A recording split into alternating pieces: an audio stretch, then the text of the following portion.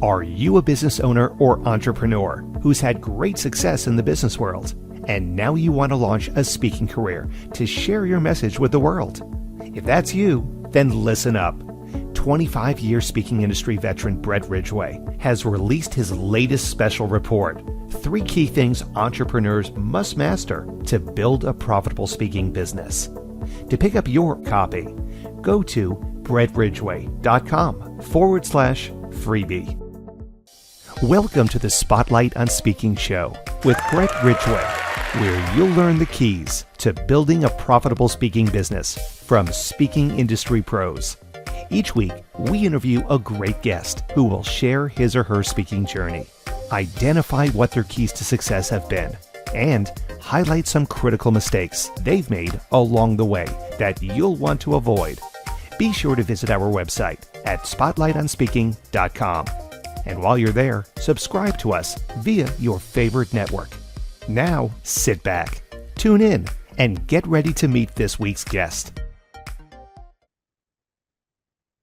Hello, and welcome to another episode of the Spotlight on Speaking show. I'm your host, Brett Ridgway, and I'm excited to have as my guest today, Dana Rubin.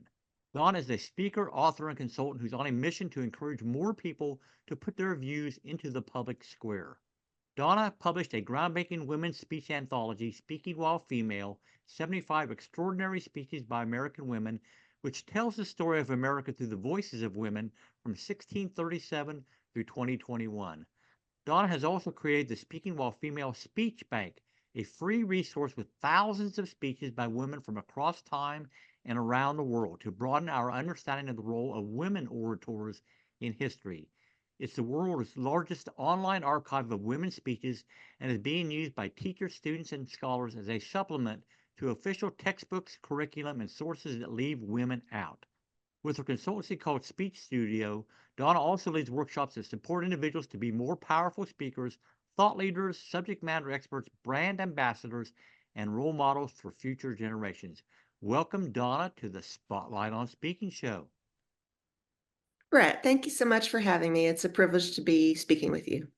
All right, so you are totally into this world of speaking, particularly women speakers, and we'll talk more about your specific book in that arena a little bit later on. But Dana, how'd you get involved in speaking in the first place? What led you to say, I need to get up in front of people and talk? Well, I started out at the totally opposite end of the spectrum. I really did not like speaking in public. I never wanted the spotlight on me. I was always a bit afraid, embarrassed, just uncertain about my public voice. And I was invited to give a talk to my college alumni group. This is in Texas. I'm from Texas. And I was standing at the podium speaking. I was speaking about, my college experiences and my professional experiences as a journalist. And I was a bit nervous, and I got in the middle of a sentence and my mind went blank. Now, for your listeners who are in the speaking world or interested in speaking, you'll know this experience is not unfamiliar. I just drew a blank. I couldn't remember how I started the sentence. I couldn't remember how I was supposed to end the sentence. It was horrifying. It is a horrifying experience to go through that. And out of that experience, somehow I fumbled my way through. I finished the speech, but it was sheer panic, the likes of which I had never known. After that, not long after that, I joined Toastmasters. And your audience surely is familiar with Toastmasters, but just by way of explanation, it is an international organization, a nonprofit oriented to helping develop leadership through public speaking. And there are Toastmasters groups all over this country and all over the world, breakfast, lunch, and dinner. There are meetings, and you can take your pick of groups and you can get experience speaking in public.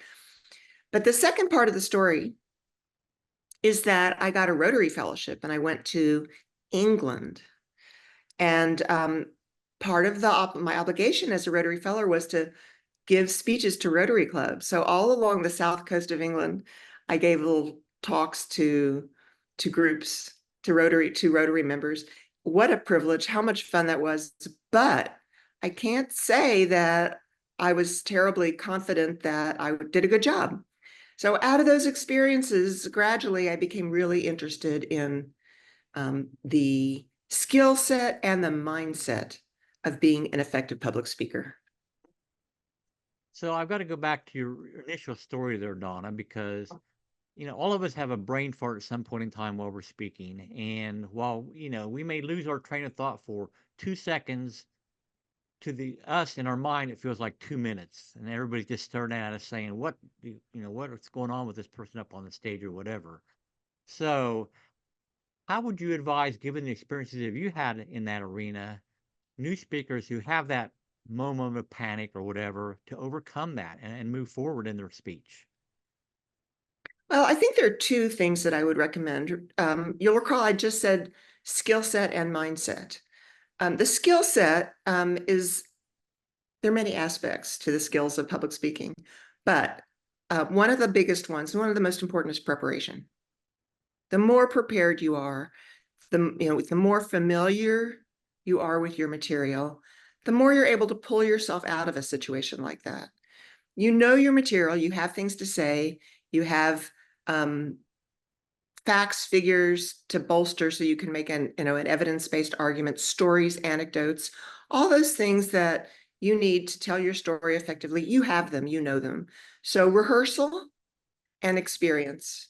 Rehearsal and experience. So when you get into an experience like that, a blackout experience, what did you call it? A brain fart? Yeah, and it is not uncommon. Most speakers have, especially beginning speakers have had that. But what experienced speakers know is when you get into a moment like that, you can just rely on some of the material. You might have foundational phrases. You might have organized your material in a modular fashion so you know what's coming next, what's coming after that. Just skip ahead. Just skip ahead. Your audience will never know. Because if you speak with confidence, your audience will go where you go. But the second part that I mentioned is mindset. And mindset, again, like skill set, has many aspects to it, but mindset, chief among those skills, is just confidence to know that you belong up there, that you have something valuable to say, and that the audience wants to hear it. That audience doesn't want you to fail. That audience supports you. And if you feel that support coming from the audience, then it's not such a big deal. You forget a fact, you misstate something, you skip a point. It's not that most of the time the audience will never know, or if they happen to notice it and you just go on, it's no big deal. But those are things that are not apparent to the rank beginner. So you touched on something there that brings a question to mind. How do you help somebody overcome that, what we would call imposter syndrome, that they deserve to be up on that stage in front of the audience? Oh, that's a great question for me, particularly because I coach all kinds of people and I lead workshops for all kinds of people. But I focus on or specialize in helping women, not exclusively, but it's kind of a specialty of mine because I've become a historian, an expert on the history of women's speech. So I have a particular interest in women. And I will say that today in 2024, there are still more women than men who are reluctant to see themselves as experts whose voices belong in the world. Now, that's not a blanket statement. There are some men who experience this. There are some women who seem to come out, at birth, confident and ready to share their views. But there are more women than men because of socialization, the way our culture has evolved, more women than men who don't feel entitled to be, up there and speaking. So it's really important that we understand this dynamic and understand that we too deserve and deserve to be speaking and sharing our views. We have unique knowledge and unique expertise that the world really needs to hear. Sure. The world will be the poorer if our views are not put into the public sphere. So it's that knowledge that gives us the inner strength we need to overcome that insecurity that you referred to. So in my mind, there are typically, let's say, three major type of speakers. You have your keynote presenters, which everybody's familiar with, your platform sellers, where they go to a multi-speaker event and sell something from the stage at the end of their content. And then what I call the business builder speaker. They're just speaking to local groups or whatever to build awareness, share some tips, and then hopefully people will have a need for what they provide at some point in time and come to them. Now, you could also say, trainers is a kind of speaker that might be categorized separately, but whatever. But So which of those arenas to do be you fall clear, under? no, I Pardon me? just spoke over you, which is a big no-no, but you're talking about professional paid speakers Sure. in that category. Yeah. Yeah. Now, the business builder speaker is probably not a professional paid speaker, but they're speaking to build brand awareness or whatever. So, which of those arenas, Donna, do you see yourself under, and which arena do you like to play in the most? Well, as for me personally, I am working towards and aspiring and belong in all three. But right now, I mostly lead workshops and training sessions and speeches within corporations. And mostly I speak about the value of voice and the history of women's speech. But I just want to clarify or amplify your point. You broke down speakers into three categories, but I would say there's a whole huge world of people who speak within their organizations and in the work and in the organizational world, the club world, who don't fall into those categories, but they are sharing their views and they are speaking in public with great power and great impact. So Sure, they're not necessarily paid speakers, but at every conference in every organization and every club and every group, there are people who are speaking. And also, let's not forget, in the religious sector, in every house of worship across the country, there are women who speak, women who give sermons, and lay people who speak to clubs, to organizations from the pulpit. So it's a very large world that we're talking about, the world of public speaking. sure. So, in your world, Donna, what are maybe your three biggest tips or keys for success to deliver a talk that is on point and truly meets the needs of your audience? I love the magic of three, so it's good that you asked me for three. First of all, I would say preparation. Know your material. That's the foundation. And speak from your own experience. Draw upon your own experience.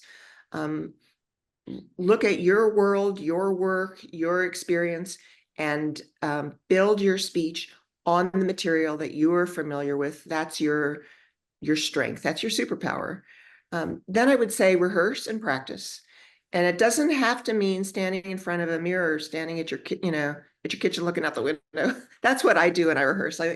I tend to look out the window because I like a large expanse to look at. But I'm saying just get lots of experience. Get out there. If you have a speech that you want to give over and over, call up your local Rotary Club, call up a service organization, go to your house of worship, speak and speak and speak. And then I guess the third thing I would say is prioritize clarity. Most speakers, especially amateur speakers, try to say too much. Mhm. They try to convey too many points. And let's be real, no one ever walked out of a speech and said to their friend, oh, that speaker made she made three good points. I love those three good points. No, it's usually one point that the audience remembers. So simplify and clarify. Extract the extraneous, take out all the extraneous material and just focus on your main point and look for stories that will support that point, because everybody loves stories. Stories are really our most powerful tool for persuasion and impact. So narrow it down to one point and look for multiple stories, anecdotes, examples that will support that point. That's such great advice, and I wholeheartedly agree with you there. So I have a couple other questions I want to ask you, Donna, but before we do, let's take a quick break for a word from our sponsor. Are you a business owner or entrepreneur who's had great success in the business world, and now you want to launch a speaking career to share your message with the world? If that's you, then listen up.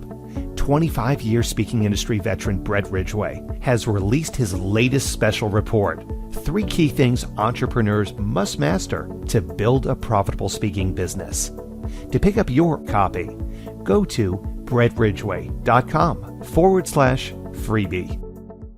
And we are back with the Spotlight on Speaking show, and my guest this week is Dana Rubin. And Donna, one of my favorite questions always to ask my guest is, okay, it's time to bare your soul here a little bit and share an embarrassing moment from your speaking career where maybe you were a bit red-faced at the time, but a valuable lesson was learned, and it would be something you would highly advise aspiring speakers not to do. Well, you beat me to it, actually, or I beat you to it because I already told an embarrassing story. I told the story about how I was in front of my alumni group and I had a blackout moment. But I'll tell you somebody else's story. How about that? Sure, that'll work. I'll borrow someone else's story. I have a colleague who was she was in a situation. She was a tourist, and she came out of a tourist site. And this woman's name is Sherry Graydon. She's a really powerful public speaker and also coach. And she leads workshops for speakers. Mostly she focuses on women, but I admire her tremendously. And she's based in Canada. I think she's in Ottawa. And she told the story about being with her husband, and they came out of a cathedral in Montreal. They were tourists. And while they were walking out on the plaza, a reporter came and ran up to them with a microphone and said, "The Pope has died. Pope Benedict has just died." No, John Paul, I think it was, has just died. And what do you think Catholics around the world are feeling at this moment? And the woman, Sherry Graydon, said, "Go away, go away. What a pest. Go away, go away." And her husband was standing right next to her. And he said, I'll make a comment. Reporter thrust the microphone into his face and he says, "I hope we have a new pope who will support the rights of women around the world." And so the reporter says, "Thank you very much," and walks away, gets a sound bite. And Sherry's like, "Why didn't I say that? What's wrong with me? Why didn't I say that?" So I can't speak for her or her emotions, but I think it was a very embarrassing, frustrating experience for her because she could have used her voice. She could have said the same thing her husband said. "I hope they'll appoint a new pope who supports the right of women around the world." Duh. Well, they say when somebody gives you the microphone, take it, right? Take it. That's right. Take it. So I think it's a lesson for all of us. I really took that story to heart because I have historically been that person who pushed the microphone away. No, I don't want to talk. It's not me. Let someone else do the speaking. And why? Why should it be someone else? It should be us. So one of your areas of expertise, Donna, is brand awareness. Now, I'm not, I don't fully know the context in which you deal with your clients on that, but as a speaker, what would be some advice you would have for a speaker on how to build brand awareness of them as a speaker? Well, I'm a big promoter of what's loosely and quite promiscuously known as thought leadership. I mean, the term is quite common nowadays and somewhat murky. What is a thought leader? I don't know that anybody knows exactly, but I really do coach my students, participants of my workshops to build on their expertise and let the world know that you have this subject matter expertise. There's no shortage of channels where you can do that. There's no shortage of venues where you can do that. And essentially there's two very large buckets in which that expertise, thought leadership, brand awareness fall. One is speaking, which we're talking about, but the other, don't forget, is writing. And the two go together. You can put your views into the world through writing and speaking, and on some channels they go together. Social media channels, Facebook, LinkedIn, whatever you write and speak, you can do video. So there's just growing every day new ways to build awareness and build a following, build an audience of people who are interested in your ideas and will promote and look to you when they need speakers, when they need leaders for their workshops. And don't forget that it's a huge world. We tend to forget how large the corporate world is, the nonprofit world is, the educational world is, the religious world is. There's just hundreds of thousands of places that we can put our ideas into the world and build that brand awareness. Well, obviously, speakers are always looking for the next gig, so to speak. So, what's worked best for you in terms of finding speaking engagements? I am a big proponent of LinkedIn. I use LinkedIn. I've been a premier member, whatever the term they have, I don't know, for many years. And I find I build contacts and friendships. I mean, online friendships, such as they are. It is in a collegial platform. And I find a lot of my speaking opportunities through those relationships. In fact, I have one coming up shortly. It's a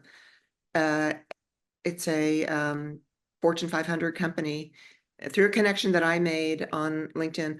I also, years and years ago, started a group on LinkedIn for speakers and thought leaders.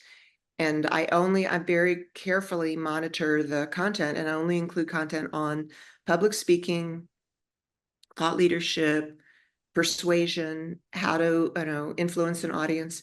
And it's got something like 6,000 members now. And I cultivate relationships with those people. Like I said, many of them have become my friends. They're online friends, but they're relationships. They are warm and collegial. And a lot of those people invite me to speak, or I turn to them and say, who's in your lineup for the fall? What kind of speakers are you looking for? And can I fill that niche? I also do some just straight email marketing, some cold calling, reaching out to organizations and associations. That's the biggest market for me. But I would say that LinkedIn has been a very profound tool, really profound, because all the people on LinkedIn are there for professional reasons. Right. All right, very good. So I want to give you a couple minutes, Donna, to tell people a little bit more about what it is that you do specifically and about the book that you have on female speakers. And so the platform is yours. Thank you. You know a little bit about my history because I've been talking about it, but I will say that in that capacity as a speechwriter, I didn't mention that I was a speechwriter for quite a few years, quite a long time. I became aware that the history of speech, such as we know it, had totally overlooked women. When we talk about the greatest speakers, I often ask my audiences, who are the greatest speakers, in history or in America? They always mention, the Martin Luther King, Frederick Douglass, JFK, MLK. It's always men. Patrick Henry. Those were not chronological order, but even around the world, Churchill, Winston Churchill, Mahatma Gandhi, always men, almost never women. And if it is women who come up, it's like Michelle Obama or Hillary Clinton. So people don't realize that women have been speaking throughout history. It's just that the history books have not included them. So I went down the rabbit hole and started researching the history of women's speech. And it's interesting, a rabbit hole is, it's suggestive of a very tiny, narrow place, but when you go down there, it's actually enormous. It's a huge, huge and rich and variable world of women who have been using their voices to influence the world for centuries. And I do mean centuries. So I published a book. Here it is, called Speaking While Female, 75 Speeches of American Women. You mentioned it at the beginning of the talk. And I tell the story of America through women's voices.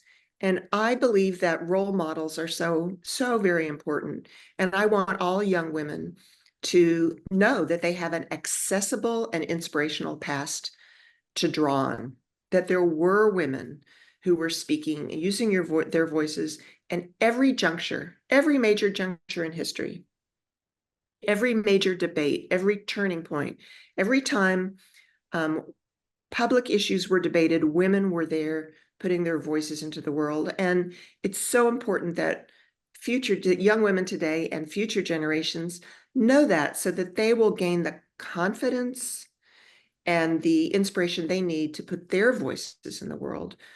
We have so many problems in this world, from governmental to environmental. We are facing a mountain of problems. And I do believe that if more people use the public platform to put their voices into the world and share their expertise and knowledge, that we'll have a better world. And they can get the book where, Donna? You can get the book on Amazon or at any bookstore, really. If they don't have it on their shelf in the window, in the store, in the store street window, you can order it from them. It's always available. Speaking well. Is it available on your site also, or is that just sending them to Amazon? No, I really support independent bookstores. Okay. But no, I don't think I have a link on my website right now. All right. Well, very good. All right. Well, Donna, any Also, final words of wisdom for the aspiring speaker? Yeah, I just want to make sure that your audience knows to go to speakingwellfemale.co. Speakingwellfemale.com, not .com. The .com is. We'll make sure that appears in the show notes down below, certainly. Okay, great. Thank you so much. Final words of wisdom. Speak up. The world needs your voice. There you go. All right. I want to thank Donna so much for being my guest on this episode of the Spotlight on Speaking show.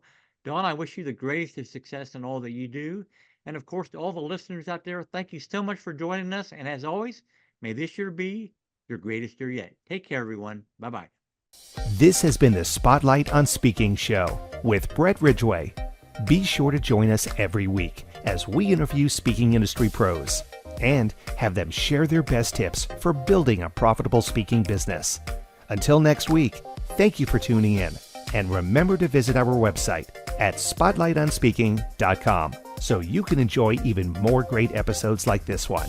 While you're here, be sure to subscribe via your favorite network.